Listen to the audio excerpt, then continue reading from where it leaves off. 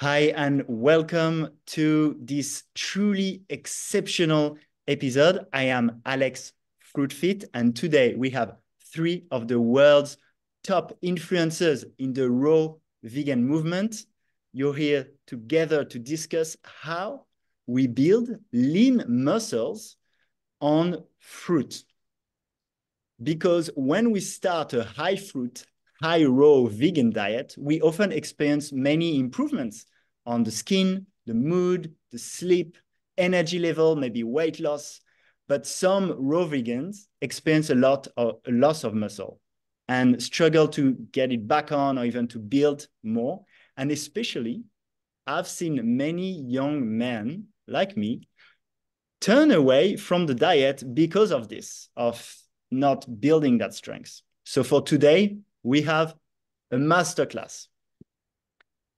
I've broken down this discussion into what I believe are the 5 main pillars of building lean muscles on fruits. Let's say on a high fruit, high raw vegan diet. First, we'll talk about what to eat. Then we'll talk about the right quantities to eat. Then we'll talk about how to train properly. Then how to recover well. And the last part will be about the mindset. So Shane, Doug, and Ted, you are the three I really wanted for this episode because you are also athletes yourselves and you're training others to be fit on top of being on a high food, high raw vegan diet. So today we have Dr. Doug Graham, author of the 80-10-10 diet, which to me is like the Bible of a healthy raw vegan diet. And you're lifetime athletes, you're now into powerlifting and training many top performers, including NBA players and bodybuilders. Then we have Shane Sterling. I believe you're an embodiment of health, vitality, and longevity. You're the leader of a movement called Raw Vegan Rising. And your community has thousands of people who go through detox and then build in a healthy way on a raw vegan diet. And you're a true mentor and leader of that movement. And then, last but not least, we have Ted Carr, the famous fruitarian triathlete for many years who's inspired thousands around the world to become raw vegan. And now you've built an exceptional physique primarily on fruits. And I've learned so much from you, from how to build muscles on that diet. And also now you're dedicated to helping people build their online business, where I think contentpreneurship, your brand is amazing too. So thank you, Doug, Shane, and Ted for being here. Thank you to the listener. I recommend you listen to everything. However, if you want, you can also use the chapters at the bottom of the video to go to the chapter that interests you the most. We're here all on an important mission to get raw vegans healthy and fit, to inspire more people to change their diet and habits. So if you want to support, please hit the like button, subscribe to the channel, and share this video. And one last thing, you can check the links below and you'll see how to follow our guests today. They have amazing things to offer, as well as free resources to help you on your journey. Okay, let's get started. Welcome, Shane, Ted, and Doug. I believe we have 3 generations here, right? So can you start with sharing your age, each of you? Start with you, Doug. I'm 70. And you, Shane? I'm 50. Ted? I'm 99. You look really good for 99. Thank you, man. No, I'm actually 99 divided by 3. Nice. Same for me, actually. Important number. Great. So let's start with what to eat. And I'd like to start with you, Doug, because as I told you, to me, 80-10-10 diet is like a Bible. And I know, at least I know you, Ted, you got really inspired from it. I'm sure Shane too. So Doug, what's a healthy raw vegan diet, especially targeting at gaining strength and muscles? And we can especially touch on the need for protein and potential supplements. That's usually what people think of when they think of building muscles. Okay, I'm going to be the odd man out tonight, and I'll let you know right up front about that because because otherwise we're all in agreement on everything, and we don't need to repeat what each of us says. So I'm going to step back. It's a great question, and I'm going to step back first to your introduction, if I can, Alex, because you talked about building muscles, and it's basically why we're here tonight. But I'm going to go on record and just say that I'm not in favor of it particularly. It's not something I'm going for, is to build muscles. We'll talk about how, but I want to express up front that that's not a goal for me, and it's not one that I encourage for most people. And I can talk about why another time. You also said in the intro, you mentioned that people go on a raw vegan diet and then they lose muscle. And I don't think that's true at all. I don't think there's no diet that causes you to lose muscle other than starvation itself. Inactivity, you can end up with some muscle loss, but certainly there's no diet that results in muscle loss. That just doesn't happen. And in fact, there's no diet that causes muscle gain. So as far as the low-fat raw vegan diet that I espouse, yes, we're looking to eat as much fruits, fresh fruits, as possible in order not to have any cravings for fruit in between meals or sweets or heavy foods, or really be completely craving free, other than perhaps every once in a while somebody might crave salt, and if they are, they're not eating enough vegetables. And if you increase your vegetable consumption as well, the beauty of training heavy and training hard is it's pretty much a license to eat anyway. So you can have as much fruit and vegetable as you like. You also said one other thing that I just want to go up front with, which was you talked about our focus tonight on gaining muscle and on gaining size. And there's a place for that. Granted, there's a place for that and a way to do it. But then you also equated that with strength. And I'm going to again say these are two completely separate things, two completely separate types of training. They're different goals. The people who are training for size are not training for strength. The people training for strength are not training for size. And they use a different regimen completely, even though the diet might be very similar. So that's all I want to say. Thank you, Doug. And yeah, we'll get into it on the training.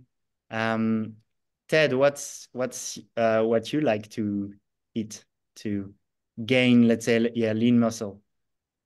Yeah, as Doug just beautifully put, and this is why everyone loves Dr. Doug Graham, and this is why everyone should read his book, because every sentence out of his mouth, every sentence is the book. It's like worth highlighting. It's absolutely gold. And to answer your question of like, what do I eat to gain muscle? To piggyback on Doug, it's like, I just eat to fuel myself throughout the day. And if part of my activity happens to be me going to the gym and lifting for muscle growth, then so be it. The diet will do me well. And that happens to be primarily fruit. It's like 99% of my calories throughout the year come from fruit. Of which I'd say of all the fruit I eat, probably 80 to 90% of it is considered low-fat fruit, like bananas, dates, oranges, melons, peaches, plums, watermelons, like these sorts of things. And then, the other 10, 20% is like avocados or durian or something. But unlike other raw vegans who typically eat good amount of nuts and seeds and even cruciferous vegetables, I don't really touch that stuff. Like if it's at a raw vegan restaurant, I'll have some cashew sauce on my zucchini noodles or something. Or I'll have some, broccoli that's in a wrap that my friend Lissa just made for me. But you'll never see me put broccoli or cauliflower or any of the hard cruciferous stuff in my cart at the grocery store. Nor will you see any nuts and seeds in my house. It's just fruit.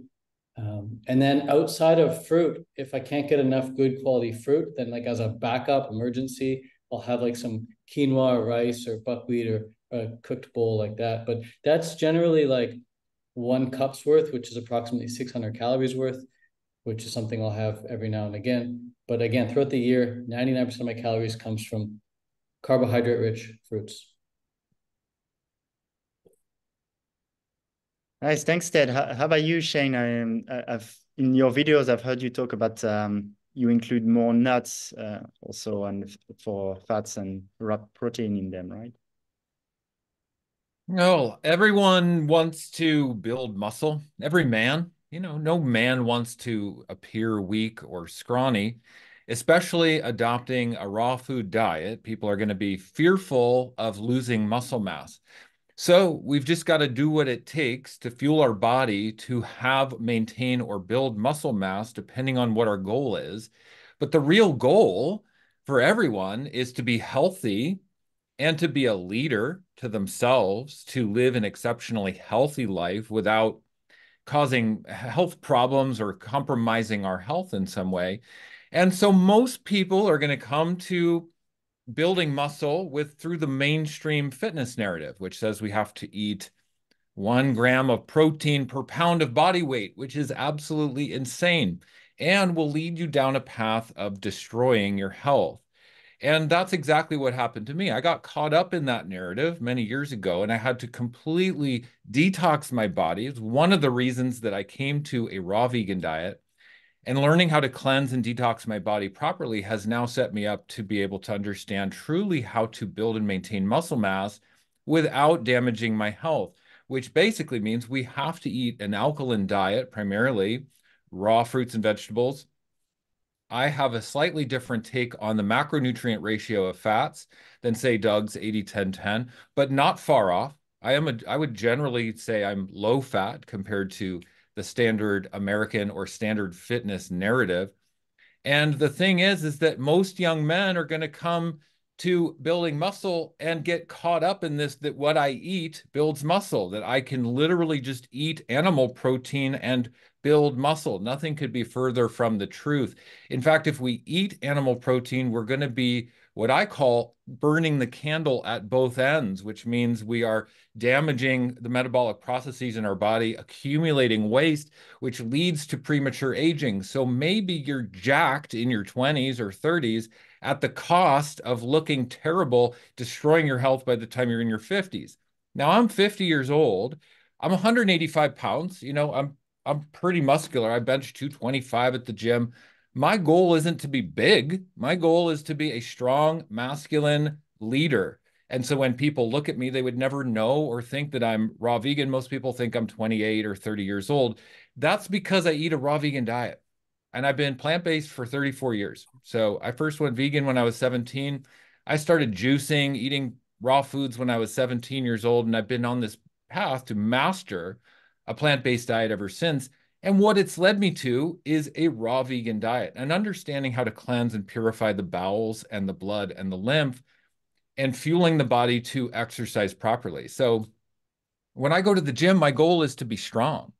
I want to lift heavy weight, so I just need calories for that. It doesn't matter. Now I shoot for about 20% of my calories from omega-3 rich sources of fats primarily. So I focus on like chia seeds, hemp seeds, flax seeds. I put them in my smoothies, pre-workout smoothie. I don't focus on a lot of nuts. I'm not anti-nuts, but I don't eat a lot of nuts, so to speak. That's not necessarily a good approach, but I do know that raw fats in the diet are really different than cooked fats, and they just work different in the body. A raw vegan diet, even with a slightly higher fat intake, is going to provide an incredibly positive lipid profile in the blood. It does not interfere with health, acidosis, premature aging, congesting the lymphatic system, congesting the bloods and the organs and things like this that cause health problems.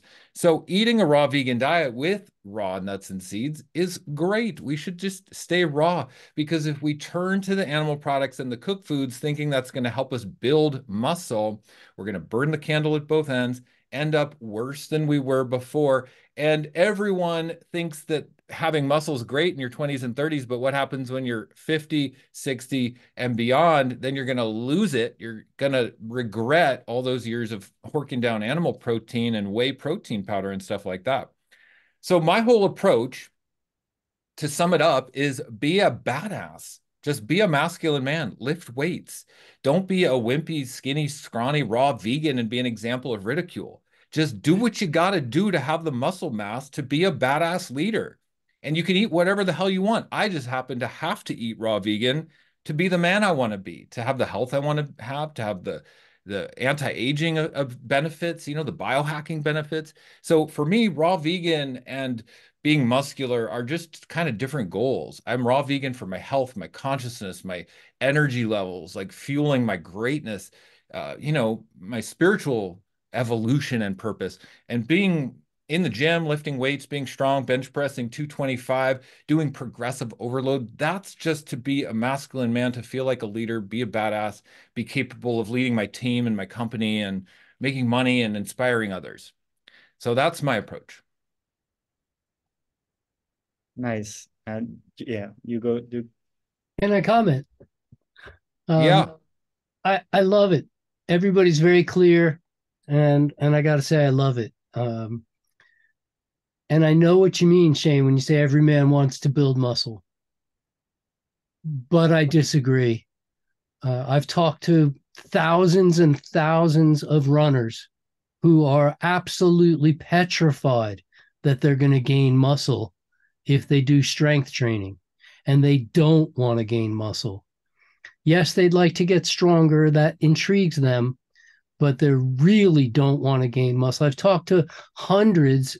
I've done seminars solely for triathletes, and they absolutely positively don't want to gain muscle. I used to coach back in the 80s. I used to coach the US springboard diving team and platform diving team down in Fort Lauderdale.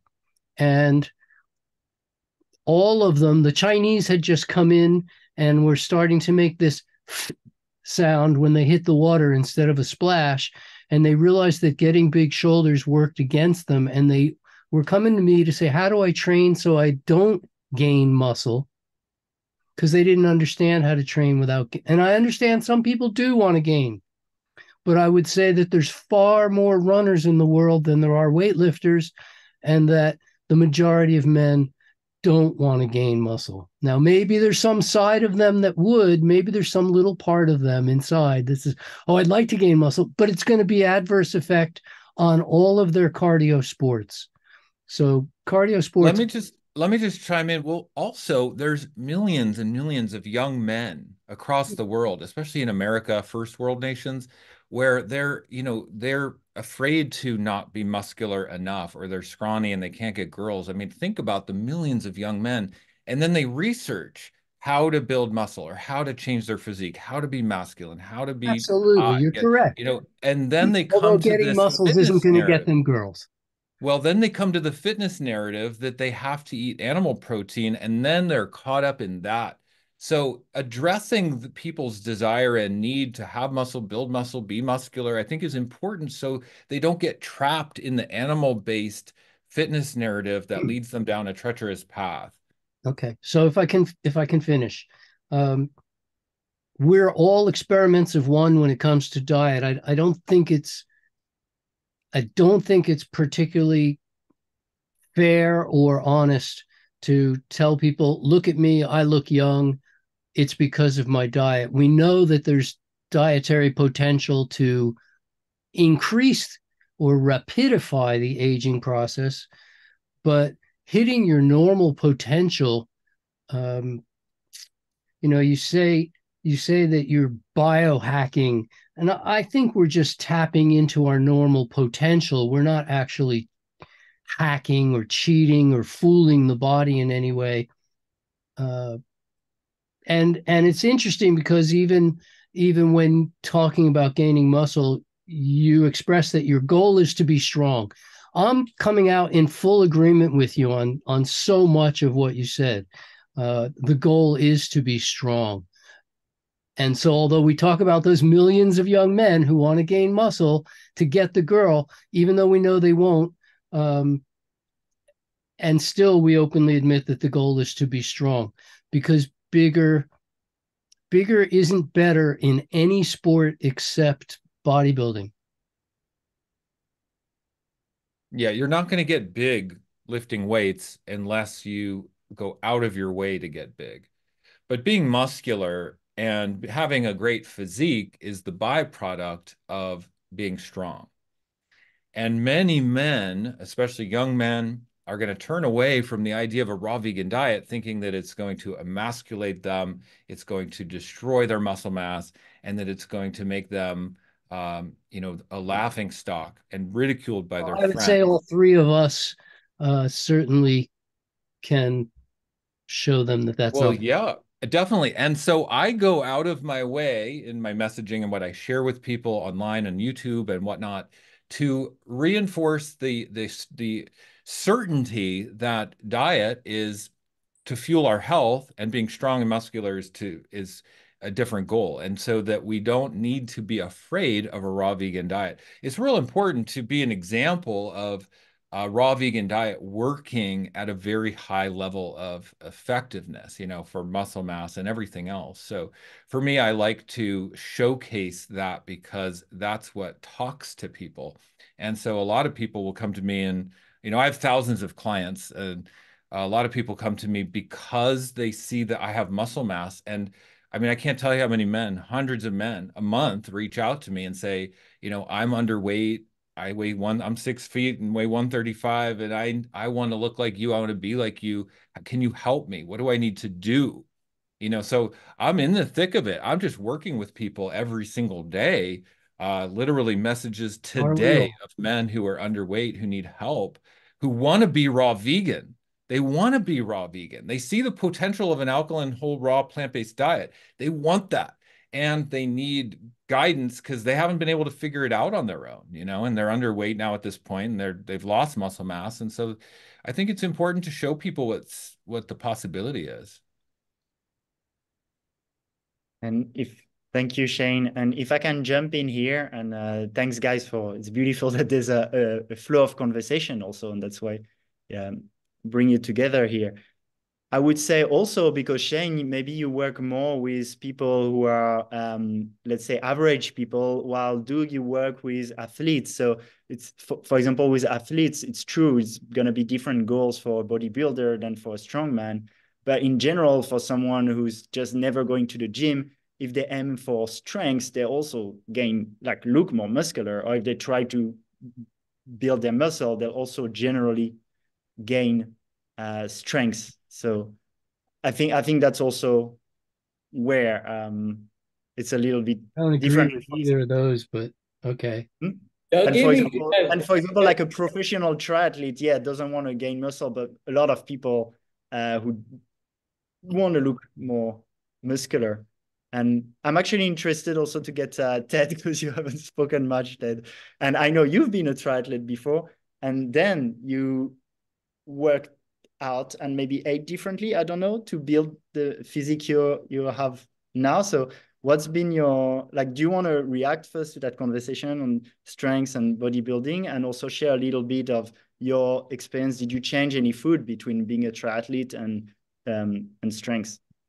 Sure, yeah. Just a fun story. I met Doug at Woodstock many, many years ago.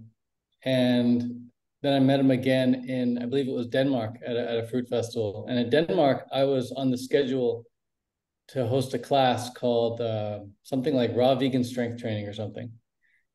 And Doug walks into the class and he's just observing the class. And there I am with 30 people, getting them to do like a bunch of push-ups and calf raises and body weight squats and high rep ranges.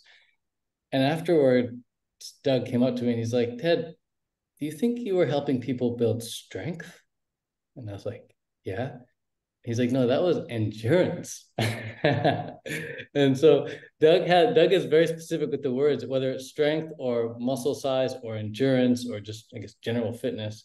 But there's a vast difference in training styles between like training for strength and training for bodybuilding, like completely different. And you can actually get stronger without looking stronger. You can get stronger without being any. I'll agree with that. So, Alex, when you say like if you're stronger, if you're bigger, you're gonna look stronger. Or if you're stronger, you're gonna look bigger. No. I do not agree with that. Yeah. So when I was training for triathlon, I didn't want to get any bigger or heavier. I loved being like 130 pounds.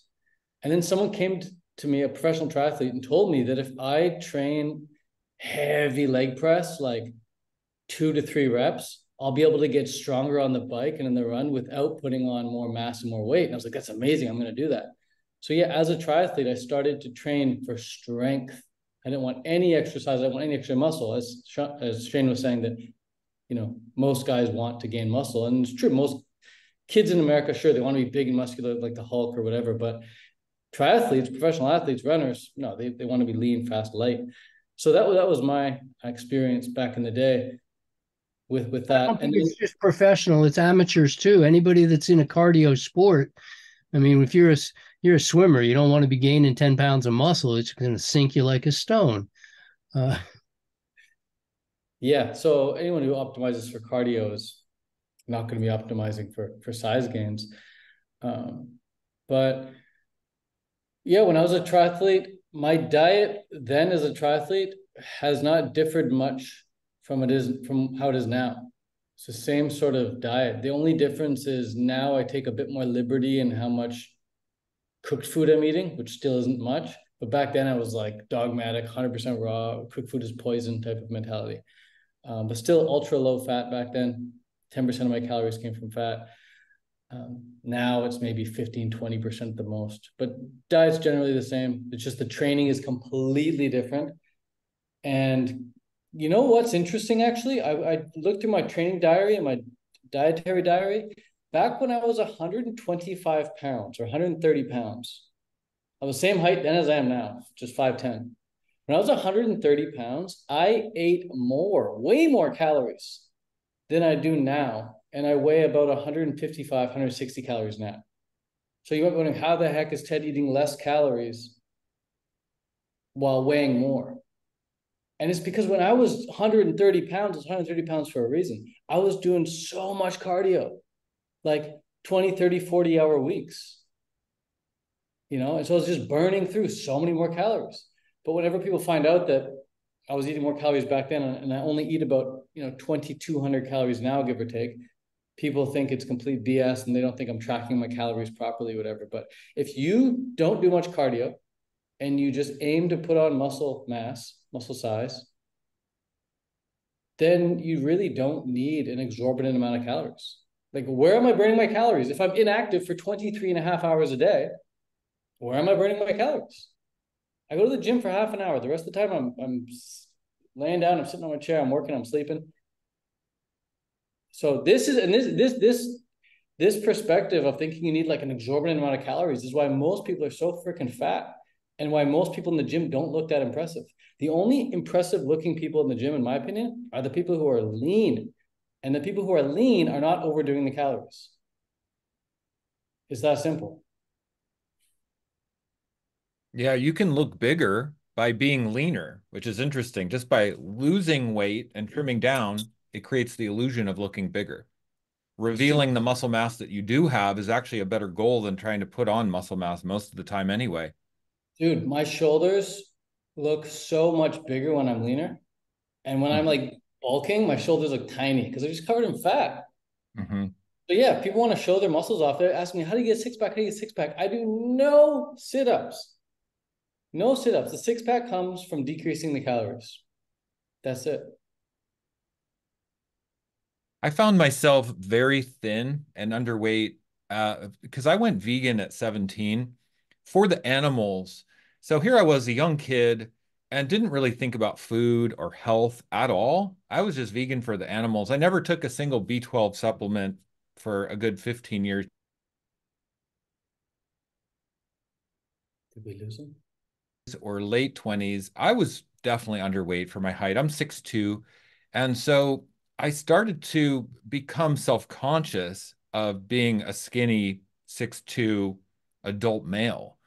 And so I started to examine what I was going to need to do to kind of just fill myself out a little bit, because I really was underweight, maybe 145, 150. And so I wasn't happy with that.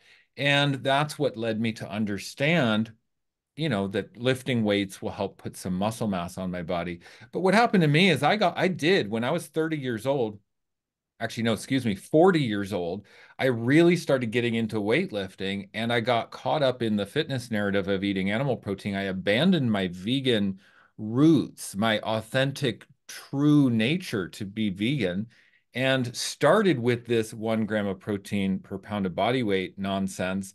And it destroyed my health. Within just 5 years, I had severe joint pain and tendonitis repeatedly happening in my joints. I had chronic seborrheic dermatitis in my scalp, which is dandruff, comes down into the face and stuff. So I was showing signs of severe gut problems and inflammation just after a few years of that. That's when I realized, okay, I have to go back to being strict vegan. This time I'm going to go raw vegan because I had been fully aware of the raw vegan diet for a couple decades, and I had experimented with fasting. I had experimented with being fully raw in my 30s. So when I knew I needed to detox, heal myself, clear out the acidosis in my joints from this animal-based protein, that's when I went fully raw vegan. I've been fully raw vegan ever since. But my need and my desire to kind of no longer be that scrawny adult male is still there. And so now it's like, how do I do that as a raw vegan? And really, it comes down to just progressive overload. That's what I've said. I mean, what I've learned is progressive overload. You just get a little bit stronger each time. You lift a little more weight. So for 3 years, I absolutely hyper focused on tracking my progressive overload. What got me from 150 pounds or 145 to 185 now is tracking for 3 years meticulously my progressive overload. So I kept notes. Every time I hit the bench press, I would track exactly what weight and exactly how many reps. And I just would try to increase that little by little. And over the course of the years, I was able to increase my strength. And I really wanted to hit 225. That was a big milestone for me. I worked at it for years. I can't tell you how good it felt to hit 225 finally, to be able to rep that. And then once I hit that, my goal became to do 8 reps at 225. And that took me a couple years on top. So to hit 8 reps at 225 is no small thing. I think only less than 1% of men can do that. It takes meticulous training to hit that. And so then the food comes into play. Like, I don't want to get tendonitis again. Oh, no way. I don't want to get dandruff again and chronic skin inflammation problems. No way. I'm going to do this raw vegan, baby. So for me, it's fruit-based, mostly fruit-based. I'm in complete agreement with Doug and Ted on this. And for me, I'll have very low fat days where I'm just primarily fruit. I love fruit mono meals. It makes me feel my best. I'll just sit and have a whole meal of fruit for dinner. But then some days I might go up to 20% fats, on maybe higher days. Maybe I'll let myself have a higher fat day, but it's really not very common. I really just think of myself as a fruit-based raw vegan. I do really love salads and greens though. So it's something I'll do, either green smoothies or big green salads in the evening. Other than that, it's just kind of a basic raw vegan diet. My macros, when I generally track, are 65% carbs, 20% fat, say on the high end, 15% protein. So I kind of eat in a way that maximizes protein, through greens and sprouts, but not focused on protein at all. I focus on carbs. I focus completely on carbs, majority of my intake from carbs. And doing that as a raw vegan, and this is the clincher, has made me look and feel the best of my life at 50 years old. I literally look younger than, most men my age. I look like their son. And that's not my goal. My goal is not anti-aging, never has been, never for a second. It's just a byproduct. And then no injuries. I have not gotten injured. I haven't pulled a muscle. I have no joint pain, no aches and pains, no tendonitis, no sign of it, no skin inflammation, nothing in all these years as a raw vegan now, 6 years, fully raw vegan. So that proves to me that the high inflammatory diet of animal-based protein is just a super no-no, and grains and, oatmeal and all that kind of grain, rice. And that if we just eat fully raw vegan, we can have the muscle mass, we can have the strength, we can have the other benefits, which is that we're not going to like mess ourselves up, prematurely age, get this congestion in our body. And I've proven it. I've proven it to myself. I'm convinced. At this point, I'm raw vegan for life because I don't have the luxury of eating cooked foods. It's like my body doesn't like it. It slows me down, feels terrible. It's like if I eat too much cooked food in a day or something, I have to catch back up. It's like I feel like I slipped down the slope and now I got to spend days or weeks getting back to feeling amazing again. So I've learned to just avoid the cooked foods and stay primarily fruit-based, raw vegan, and it works extremely well for me. Yeah, and what's interesting too is with TikTok and stuff in the gym, guys will come up to me and say, "Hey, I saw your TikTok channel," because it suggests based on proximity. So the smartphones are like showing my videos to other guys in the gym, and they're like, "I saw your TikTok. You're a raw vegan?" Like, and they're like saying to me, "I'm the opposite. I'm a carnivore." And they're like fat and overweight and red-faced and like splotchy, and I can just see the inflammation. Not to knock anybody, everybody's doing their best, but I like, it's uncomfortable to admit you're a raw vegan in the gym. I don't think most guys understand. And so if somebody asks me, I'll talk about it. I'll talk about what I do and who I am and like my approach to diet and fitness and lifestyle. But otherwise, I pretty much try to keep it to myself because it is so offbeat. It's so different than any kind of mainstream narrative or diet that I just march to the beat of my own drum. I'm inspired to be a one of one, kind of like Doug said. It is a one of one. We have to really figure out what works for us. Nobody can tell us what's going to work for us. We got to go through our trials and tribulations. We got to try high fat, low fat. We got to try it and see what works for us and make our own decisions based on our goals, our age, our geographic locations, our desired outcomes. And it is a one-of-one journey for sure. I know mine has been. Thanks, Shane. And I just want to raise that because I keep track of the time, like way over Ted and Doug now. So Okay. yeah, I just want to share that. So Thanks for letting me talk. Doug or Ted, do you want to react to that? And that can be a segue into training properly also. Yeah, and I can Go ahead. I can always donate some more time to Shane if he needs more time, no problem. Well, so can I. I've got lots in the bank. Thanks, guys, for being generous. I appreciate that. Yeah, of course. You need it.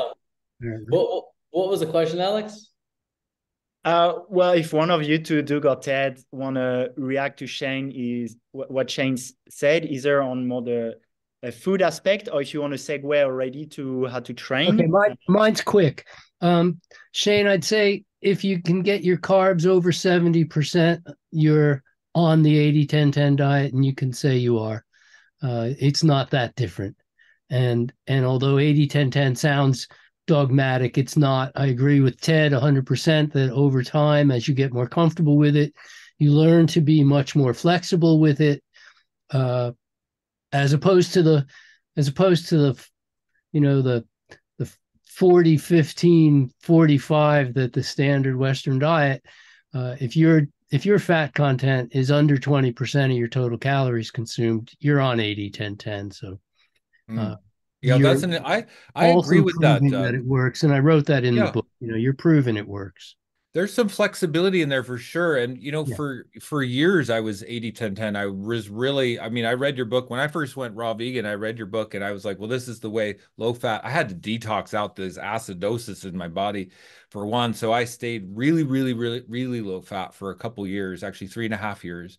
And then because I mastered it, there just a flexibility kind of opened up for me. And I realized, wait, I'm still low fat if I'm eating 15 or even 20% in a day. And I'm not going for fats. Fats aren't a focus. Carbohydrates are the focus, Also, a quick one for you, Doug. I find it a bit hard to be 80-10-10. I find that in general, if I go 80 carbs, my split's more easily like 15 fat and, like let's say 14 fat and 6 protein or something. Because often if I do nuts and seeds, they're usually at least twice the amount of fat compared to the protein. So how do you do 80-10-10? Is more with the vegetables maybe? 80-10-10 is a target where you're attempting to keep your carbs over 80%, your fat and protein under 10. Okay. So it's not that you're trying to hit 10. I very rarely have 10% of my calories from protein. And I rarely have 10% from fat.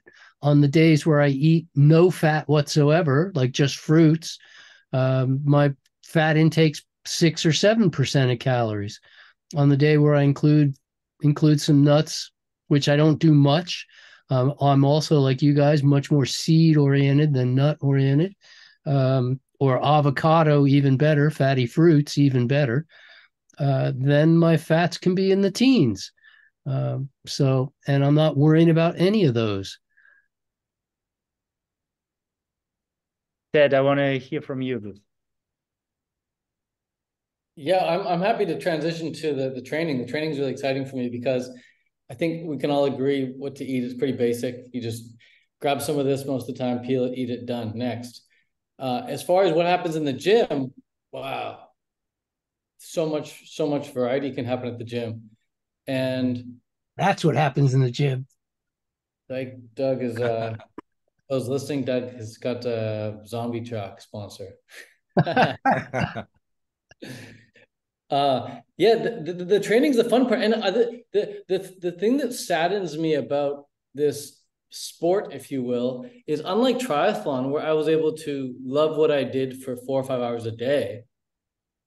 In this sport, I can only love what I do for 30 minutes, max an hour, unnecessarily an hour, max 45 minutes, really, realistically, every other day. You know, it's like every day, every other day I do nothing. Like that's part of the training. You do nothing. Like I just chill. Like, so tomorrow I do nothing. Because today I worked out. And that's kind of sad. But that's a big part of the training plan, is to take rest days. And everyone trains slightly differently. I mean, I guess I could go to the gym every single day and like one day just hit biceps, next day just hit triceps, next day just hit shoulders, next day just hit legs, and just go every single day and hit like one muscle group at a time. But I like to go to the gym 30, max 45 minutes and hit several muscle groups very intensely, very hard. Usually 1, maximum 2 sets per exercise. And then the next day I chill. I do nothing, maybe walk. So that's how I train. Actually, that's something I read from you also, Ted. Like I was quite inspired by your workouts, whether the tracking that Shane mentioned, for sure, it's so key for me now. And also making sure I recover well. And I've seen in your ebook, like doing 3 times a week. We'll go to Shane. I think, Shane, you do more. But before that, I'd love to, as Doug, because personally, I quite like working out.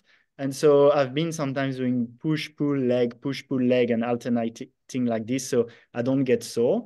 But I'm afraid even if I change the muscle groups, that somehow don't give my body the time to recover. So I'm interested, maybe Doug, if you want to share on that, because you have quite a lot of experience working with athletes. Do you think it can be healthy to work out, let's say, 6 times a week at the gym and alternate like push movement, pull movement, and leg? Okay, so we're going to talk about recovery, but you can only train to your ability of recovery. If you're overtraining, you're losing ground, and progressive becomes regressive, and it's not fun. But at the same time, we also have to realize that it's quite different to be a 15-year-old training, learning to train, very inefficient at your training, as compared to somebody who's 33 or 50 in their absolute peak prime time, very good at training, super efficient. Like your ability to train far exceeds your ability to recover. It takes more time. And then I'm 70. I'm like Shane. I don't want to get hurt ever. I had more than my share of injuries, when I was eating cooked food. I don't ever want to start having injuries. I can't afford the time it takes. But I also can't train like I could when I was 50, because if I do, I can't recover. There's just no recovery. And it's this is terrible. I'm trying not to give up any more ground than I absolutely have to. I'm still training. I was out in the gym today doing my bench press, but it's not what it was by a little bit compared to when I was 60. And it's just, that's why they have age categories. So I full well intend to win the national championships in powerlifting come June. But it'll be in my age group. I'm not going to go compete against 40-year-olds. So I think when we design these training programs, we also have to see who are we designing it for, and then what is their goal. Sure, when I was doing cardio, I could do it almost every day of the week. But if I increase the intensity or the duration or the frequency, something else has to give. There's always that give. I agree. I'll tell you guys, Ted trains intense. There's no holding back when you're training with Ted. When I'm training intense. Intensity is my most important factor, not volume, not frequency, intensity. Yeah, no, you made a really good point. You made a really good point for beginners there, Doug. A lot of people listening, they might be beginners. I don't recommend, just because I train intensely and I get good results from it, and probably just because Shane, throws on 225 for 8 reps or whatever, that goes hard. I don't recommend that for beginners because of various reasons. But number one reason is their technique sucks. So I recommend for any beginner listening, spend the first couple weeks, if not the first month, just dialing in your technique, some lighter weight, film yourself and show it to a coach or show it to an advanced lifter and be like, hey, how's this technique?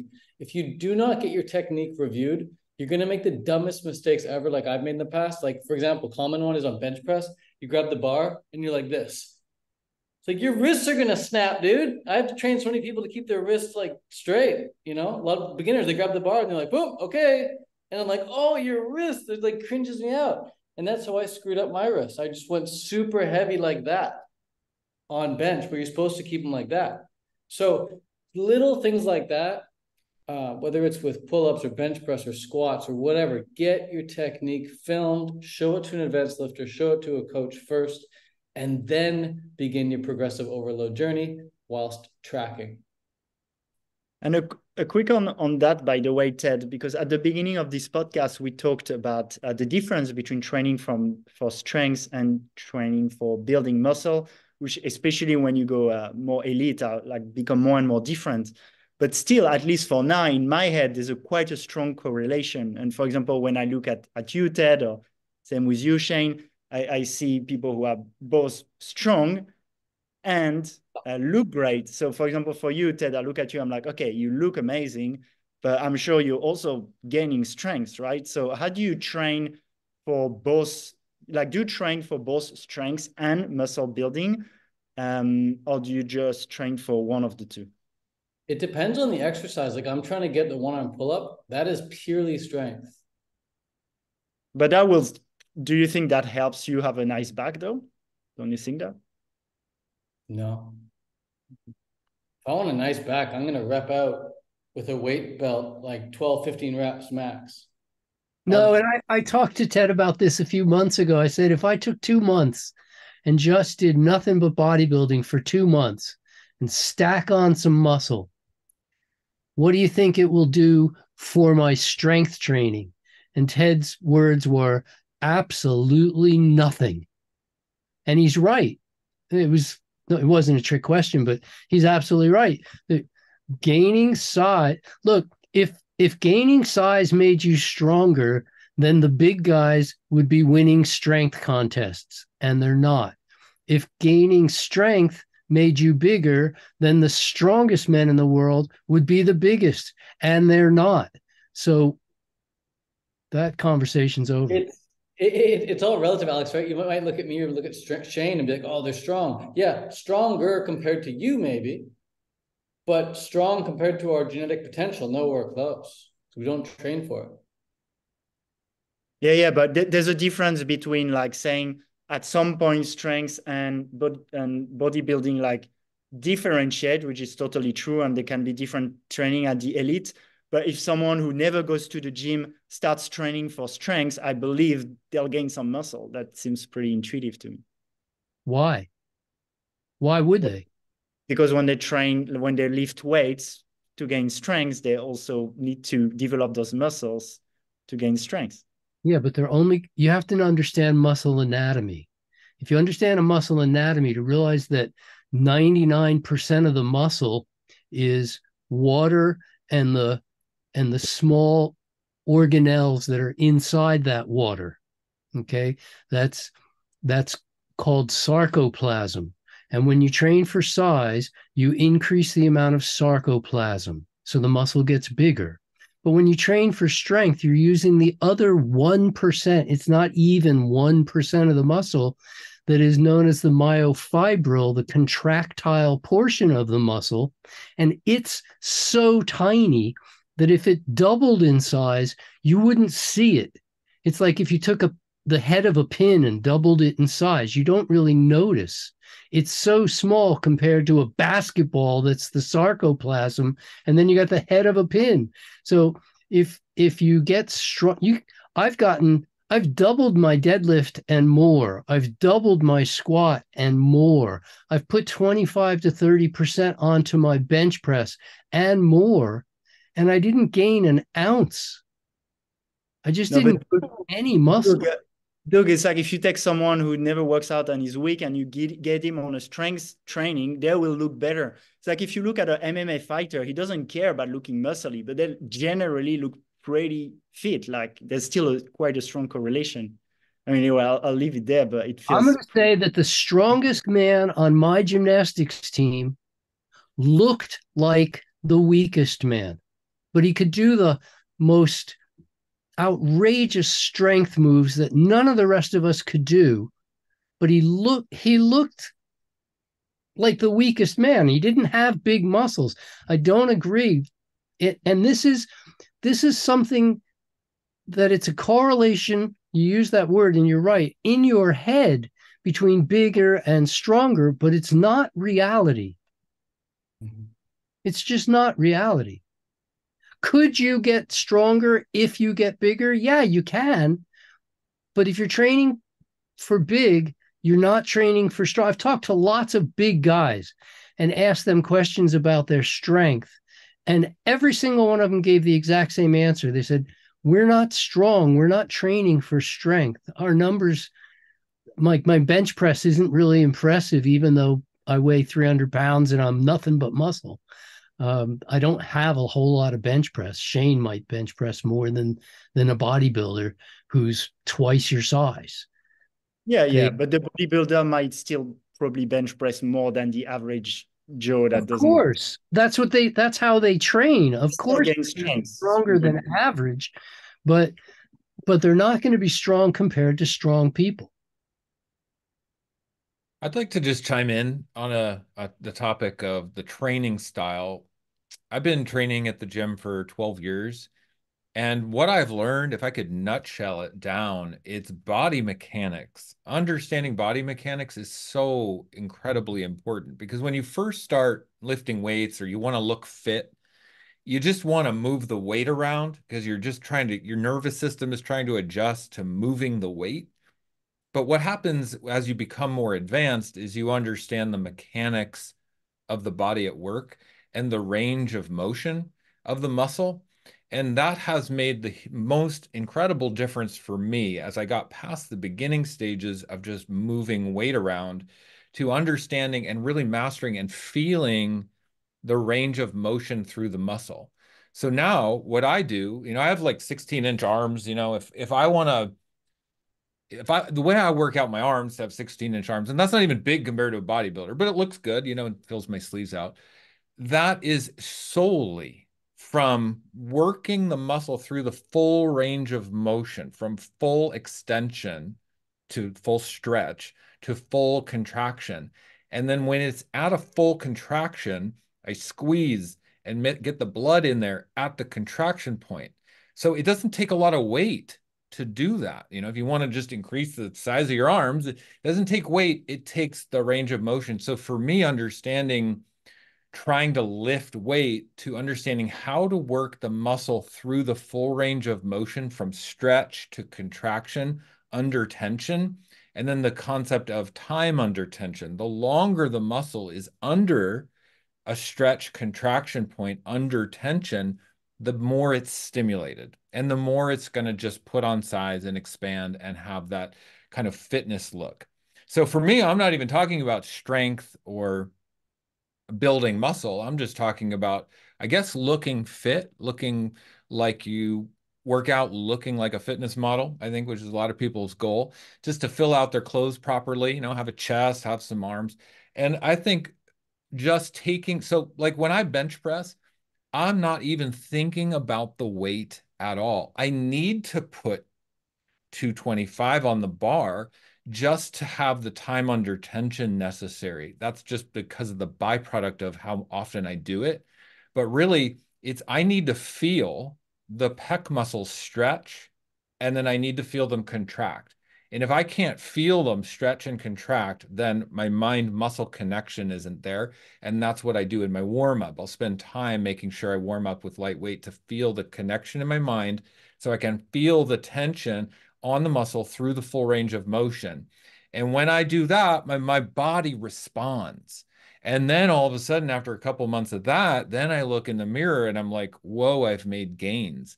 But that has nothing to do with strength. That's just understanding the body mechanics. And then if you do that consistently, you have to actually put more weight on the bar to get the time under tension. So like the 8 to 12 rep range, you just naturally get stronger as you do that consistently. So then my goal, like you want to hit for the ego purposes, you want to hit certain goals like to make you feel good. Like for me, I really wanted to hit 225. So I worked on that. But now I just like 225 to feel the tension. It's not even about like trying to hit that goal anymore. I'm not even going to shoot for 315 or the next. I'm not interested in hitting more strength goals actually at the gym. Now for me, when I go in, because I'm 50, I don't want to get injured.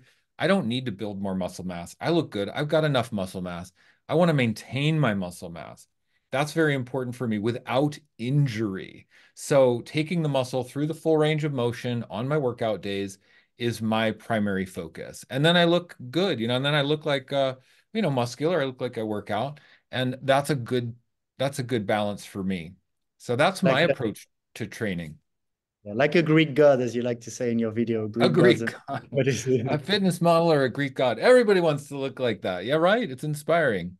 And Ted, I'm curious also about your yeah, your training. So, but you didn't really answer, right? You train more for, so yeah, you do some for strength and some for more bodybuilding. I rarely touch the strength stuff. That's why I'm so weak. I do mostly like Shane. Like I don't care too much about the weight. I'm not attached to it. Although I do track it, I don't care too much about it. I just want to feel the pump. I want to come home, take my shirt off, look in the mirror, and be like, "Damn, that looks good." So I couldn't give a crap about one rep Okay. Are max. you still, do you do progressive overload? Yeah, I try to get stronger every week. Yeah, like every time I go to the gym, I look at what I did last time and I try and beat it. But Okay. You're also that's getting strong. that's a really fun. It's a really fun game for me, which I used to never do. Biggest mistake ever. I wasted so many years of training because I didn't track. Once I started tracking, the gains became crazy. That was awesome.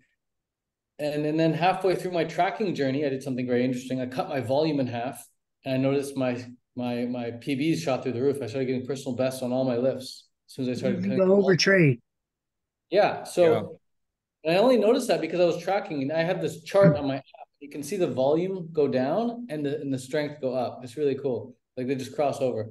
But as I was saying with the training, the tracking and trying to beat what you did last time, I travel a lot. And so that can kind of be a challenge because one incline bench in Texas might be different from an incline bench in England versus going to Doug's house and using his flat bench, which is like, I wouldn't recommend using Doug's flat bench. So like when you travel around the world, they're all different, you know, all these different bars and shapes and styles and gears and mechanics, especially when using machines. Free weight's obviously a bit different, but yeah. So when I go on track lifts, I pretty much only track the first set of the first exercise. And then the rest of them I don't really care too much about. Because it's that first set of the first exercise, then the freshest. It's the most accurate to where I'm at strength-wise.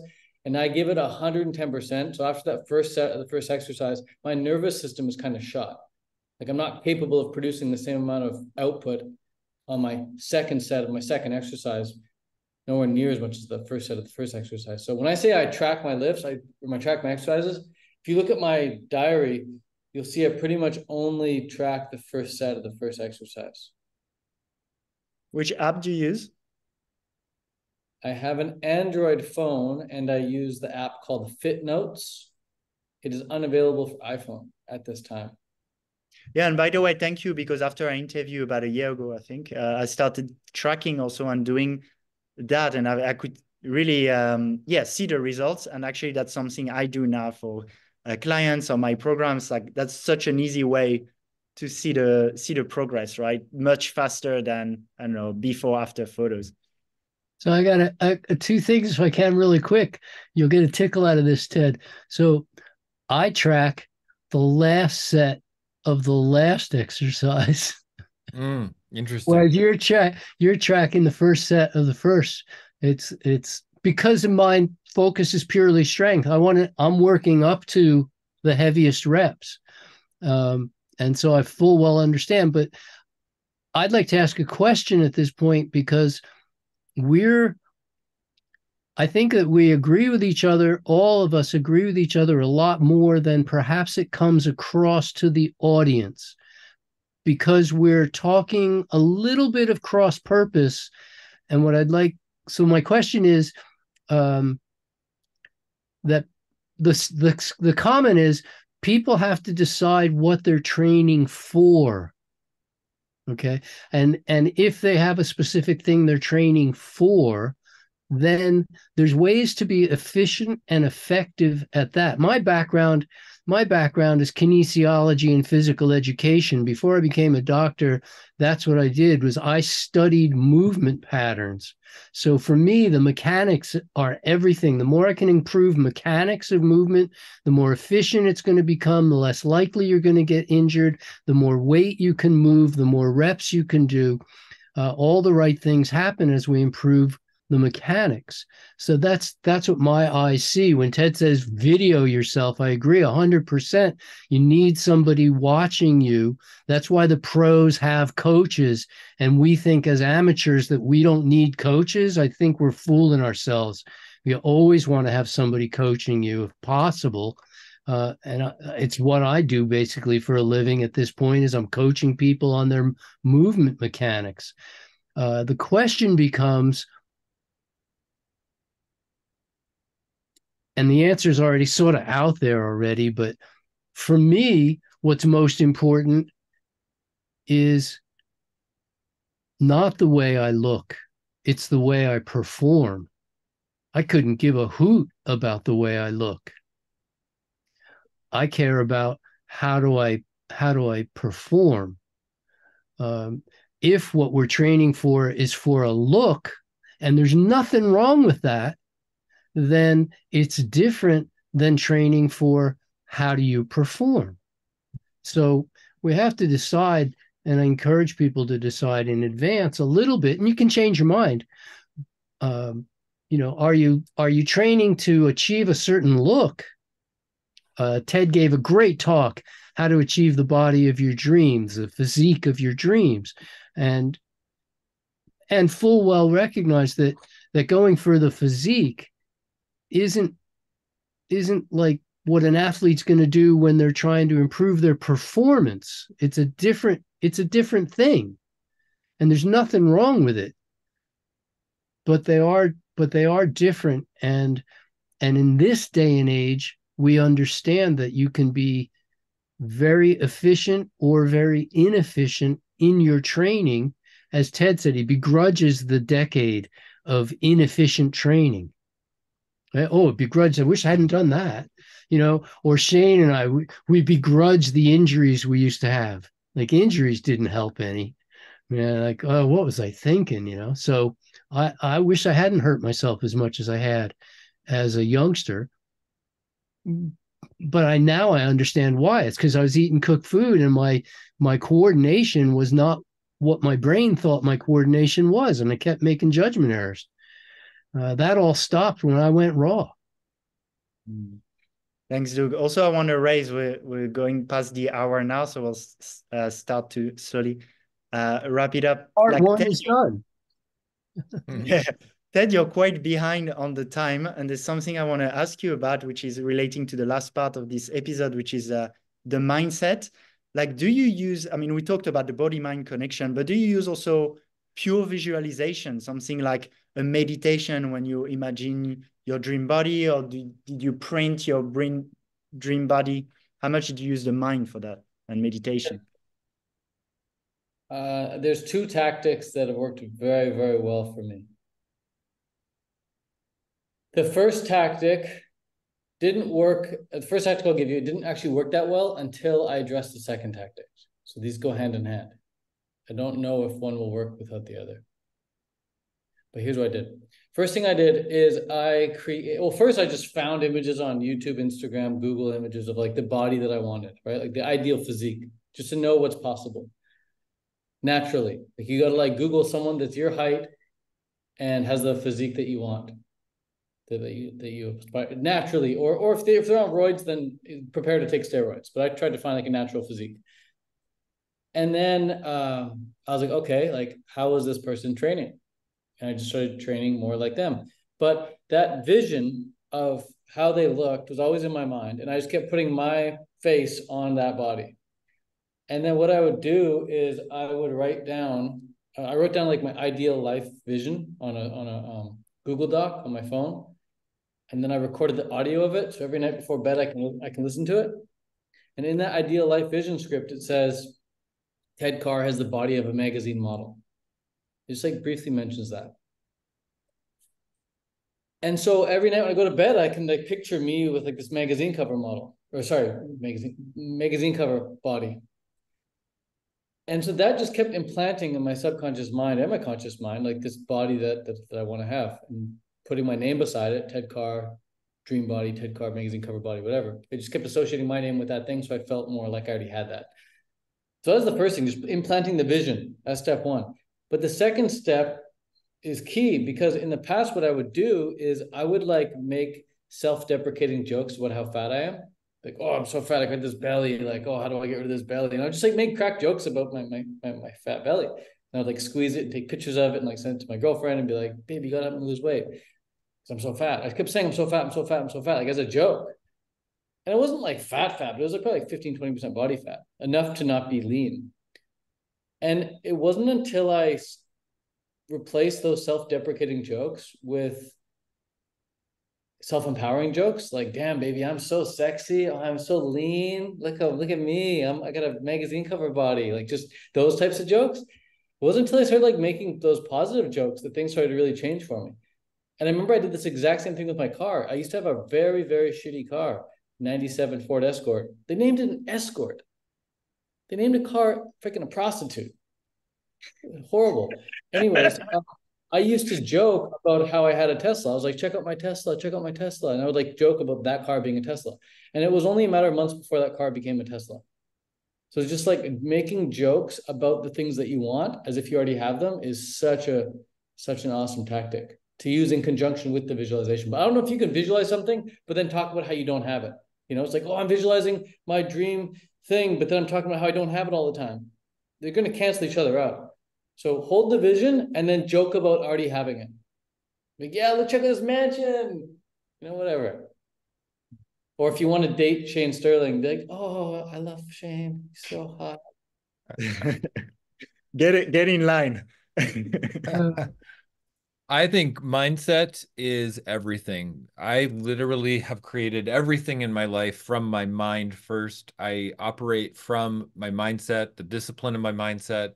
My life revolves around my mind's discipline. I don't actually look outside of myself. Most of the time, it's all an inside game. It's all a mental discipline game. My success in my diet is all mental mindset. In my business, all mindset. So pushing past plateaus of limitation, whether that be in our health, our body, our income, it all is internal first. So mindset is key. And I consider myself to be a mindset expert and mindset coach because it's literally what I focus on. So when I work with a client, for instance, no matter what we're doing, I have a business program. I have 55 clients in my business program right now.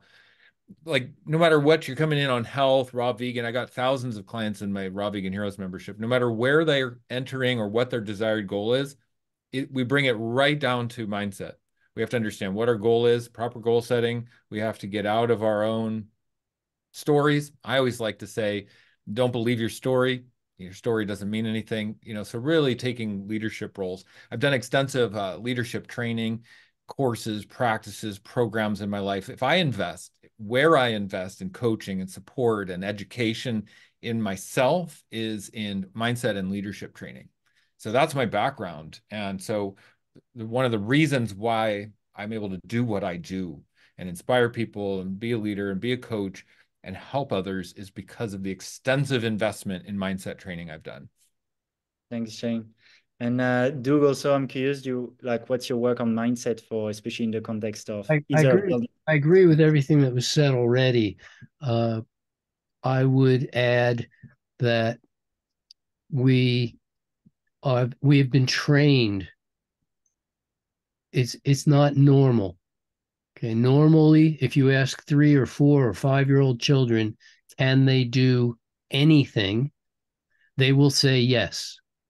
They can do anything. They could play a trombone. They could walk a tightrope. They think they can do anything. And then it took years, maybe decades of training, of beating people down to teach them. By the time, oddly, not that long for a lot of kids, very susceptible to mind management. And so I work with a lot of kids, a lot of youngsters, and ask them if they can do this, that, or the next, and they say no, I can't do that. And then they show me that they can, and we start working immediately on mindset of we need to change this mindset from no, I can't do this, no, I'm not capable, no, I'm not smart enough, good enough, deserving enough, whatever, coordinated enough, strong enough, big enough, whatever, to yes, yes, yes, yes, yes. There's got to be a lot of yes. In my own life, there used to be a saying, fake it till you make it. I'm not really talking about faking it, but I do want to envision everything that I want to have come to me in my life that I'm going to create. So I'm going to take a playbook out of fully raw Christina and say that I'm fully responsible Doug. I do take full responsibility for everything that's in my life. Amazing. Thanks, Doug. And so to wrap it up, first, I want to really honor each of you because the three of you are really inspirational men in my life. And I believe this episode will inspire a lot of people in general, but especially, I would say, men on the raw vegan diet to, to show up in a way where we take responsibility and where, we really show up well in the world. Doug, your book 80-10-10 is really to me a Bible of being a raw vegan, and I've learned so much from it. That's really the foundation. And then I've talked to you already, Shane, and you've always been an aspiration for me of integrity and being a business leader as well as a leader in the health and someone I look up to. And when I'm like, okay, I want to look like that when I'm 50 for sure. And Ted, also, thank you so much because I've done your 30 days road challenge also. It's amazing. It's free. You give so much amazing free content. I'm in your communities on school, the contentpreneur, the free one, the paid one. And so whether it's on the raw vegan side or even building a business, and that I launched myself in more of the health and fitness coaching. You've all been amazing role models for me, but I'm sure and I know for thousands and thousands, if not more. So it's been really my honor to have you in this podcast all together. I'd like to give each of you a little bit to wrap up. Ted, you're quite a lot behind in terms of speaking. So I'll ask just Shane and Doug, really keep it to a minute max. Otherwise, I'll cut you off. Ted, you can go for 3 or 4 minutes if you wish to.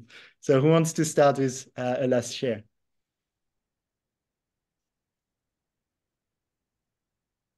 I'll go. 1 minute, 1 minute. All right. I would say that for anyone who is looking to go raw vegan or change their health, take command of their life, leadership in their life with their physique, with their health, go raw vegan for sure. Number one step is community and accountability. We can't transform alone. We're not supposed to do it alone. We go further together. We learn faster together. It's imperative I started my group coaching program, Raw Vegan Heroes, when I went raw vegan to have people around me to create an accountability for myself. And it's exploded. It's grown to 3,000 people currently. We've had 6,000 people come through the program over the last 4 years. And accountability is the number one thing we need. A lot of people think, oh, I need to buy a juicer. Oh, I need to buy supplements. Oh, I need to download this app or do all these things. I would say the first thing we need is to surround ourselves with other powerful truth seekers and health nuts and raw vegans. Surround ourselves. The proximity effect will have more impact. You don't need to spend money right off the bat. You need to, if anything, just surround yourself. So that's why I have my group coaching program, Raw Vegan Heroes, for accountability. I would highly recommend it for everyone. It's incredible. And it's much bigger than me. I'm, of course, a coach in the group, but I have an entire team of coaches who are there 24/7. And we have weekly Q&As and monthly Zoom meetings. And the community at large shares recipes, meal ideas, inspirations every single day. It's incredible. So that's what I offer. And also on my website, I have a free video course, how to go raw vegan start here guide. If anybody's interested, that's a completely free video course. Talks about how I started my raw vegan journey and what led me to be successful. And it's all outlined in my video course. So I have both of those to offer. Thank you so much, Shane. Doug.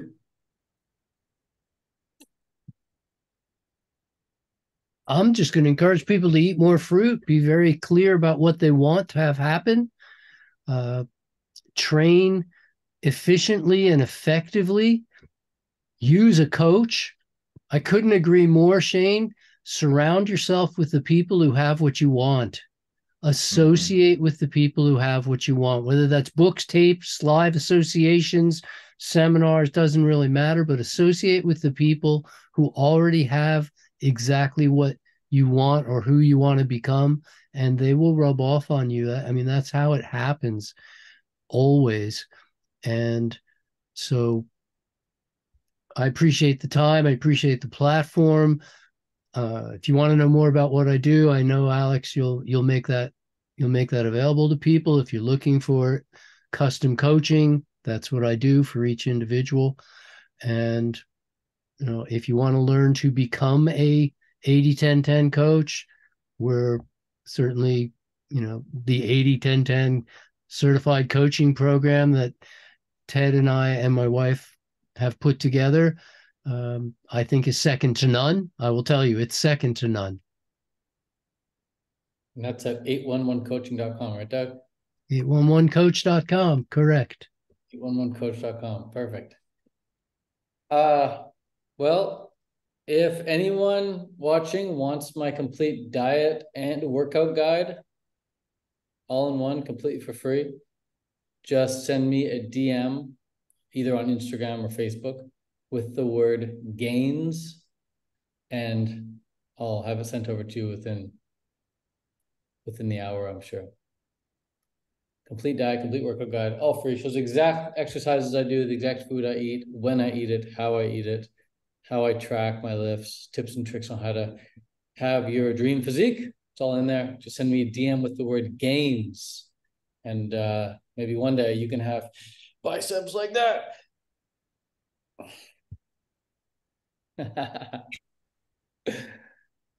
Today is not bicep day, unfortunately. Would have been a good day for bicep day. The pump. You need the pump. Yeah. Yeah, that's another tip. Do the workout before recording the videos. Thank you so much, guys. It's been an honor. Also, thank you so much to the people who watch or listen to this. If you liked, hit the like button, subscribe to this channel as well as all of our channel, and follow us on Instagram. I'll put the links. And don't hesitate to share this video to pass on that important message that we can be raw vegan, we can be high fruit and be strong and have a lot of vitality and look amazing. So thank you, guys. Thank you. Thanks, Alex. Thank you again, Alex. Really appreciate the opportunity.